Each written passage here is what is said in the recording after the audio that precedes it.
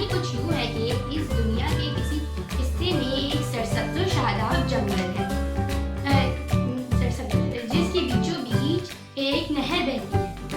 यहीं पर एक कबूतरी अपने बच्चे के साथ रहती है। एक दिन कबूतरी खाने की तलाश में अपने घोंसले से निकली। जब वो वापस आई तो उसने देखा कि उसका बच्चा घोंसले में नहीं है। उसने अपने बच्चे को घोंसले के आसपास तलाश किया लेकिन वो नहीं मिला। कबूतरी का नन्हा सा दिल गम से भर चुका था और वो रोने लगी। तो उसने वो घोंसले से ये तय कर निकली कि जब तक उसका बच्चा नहीं मिलेगा वो उसे ढूंढती रहेगी। कबूतरी ने उड़ती रही और उड़ती रही। उसने अपने बेटे को तलाश करना शुरू कर दिया लेकिन वो कहीं ना मिला।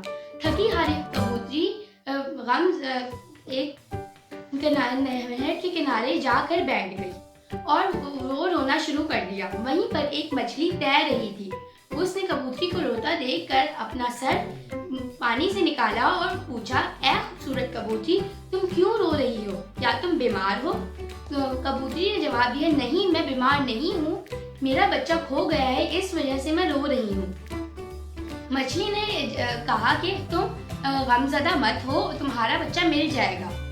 कबूतरी ने कहा कि मुझे इसलिए ज़्यादा रोना आ रहा है क्योंकि मेरा बच्चा अभी छोटा है और उसे अपने घर का रास्ता नहीं पता। मछली ने कहा कि तुम्हें अपने बच्चे की निगरानी करनी चाहिए थी। कबूतरी ने कहा कि मुझे इसलिए ज़्यादा डर है कि वो अभी छोटा है और उसे अपनी हिफाजत करना भी नहीं आता।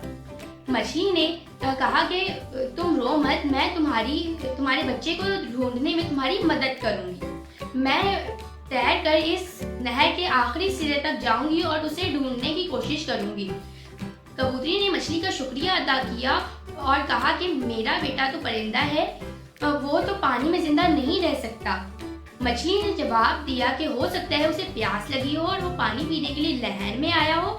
मैं उसे तलाश करने जाती हूँ और तुम भी उसे तलाश करो। कबूतरी ने मछली का शुक्रिया अदा किया और वो उड़ गई।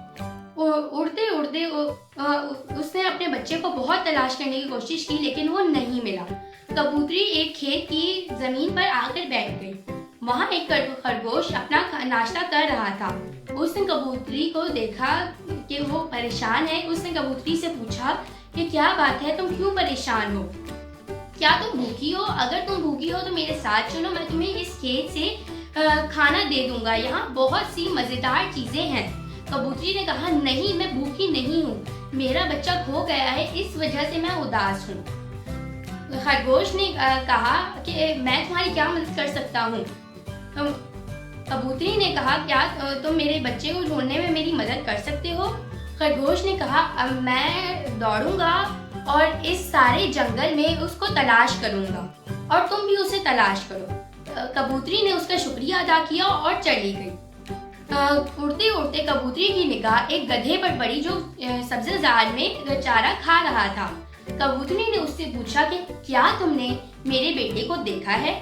गधे ने जवाब दिया कि तुमने बहुत अजीब और बेकार सवाल किया है। क्या तुमने कभी गधा देखा है जो आसमान की तरफ देखता हो? हम गधे या तो हमेशा खाना खाते रहते हैं या फिर बोझ उठाते रहते हैं। दोनों हालतों में हमारा सर हमेशा नीचा ही रहता है। तो इतने में एक काली बिल्ली आई और उसने पूछा कि क्या बात है? गधे ने कहा कि इस कबूतरी का बच्चा खो गया है, क्या तुमने देखा है? बिल्ली ने जवाब दिया कि नहीं, मैंने उसे नहीं देखा। अफसोस, अगर मैं उसे देखती तो खा जाती और मेरे भूख का इंतजाम हो जाता। ये बात सुनकर कबूतरी का दिल भर आया और वो रोने लगी। बिल्ली ने कहा कि तुम्हारी भलाई इसी में है कि तुम अपने आप को मेरे हवाले कर दो और इससे तुम्हारा वक्त भी खत्म हो जाएगा और मेरी भूख का इलाज भी हो जाएगा। गधे ने बात सुनी तो उसे बहुत गुस्सा आया और उससे डांट कर बिल्ली से कहा कि तुम यहाँ से चली जाओ ना तो वरना मैं तुम्हें ऐसी रात नसीब करूंगा कि तुम गांव के भूखे कुत्तों के सामने जा पड़ोगी। बिल्ली ने जब ये अल्फाज सुने तो भाग जाने में ही अपनी बेहतरी समझी। गधे ने बिल्ली को तसल्ली दी और कहा कि तुम उड़ जाओ, रात हो रही है और बिल्ली की बातों से खुद को हैरान मत करो। रात की सयाह चादर आहिस्ता आहिस्ता फैलती जा रही थी लेकिन कबूतरी का बच्चा अभी तक नहीं मिला था। थकी हारी गमज़दा कबूतरी जब घोंसले में पहुंची तो उसने देखा कि उसका बेटा वहाँ घोंसले में बैठा है। वो खुशी से चिल्ला उठी और रोने लगी, लेकिन ये आंसू खुशी के थे। उसने अपने बेटे से पूछा कि तुम कहाँ थे? बच्चे ने जवाब दिया कि मैं जंगल की सैर के लिए चला गया था, लेकिन जब वापस पलटा तो घर का रास्ता भूल गया था। कबूतरी ने पूछा कि तुम घर वापस कैसे आए? बच्चे ने जवाब दिया, मुझे रास्ता तो नहीं पता था, लेकिन अंदर से किसी ने मेरी रहनुमाई की और यहाँ तक पहुँचा दिया।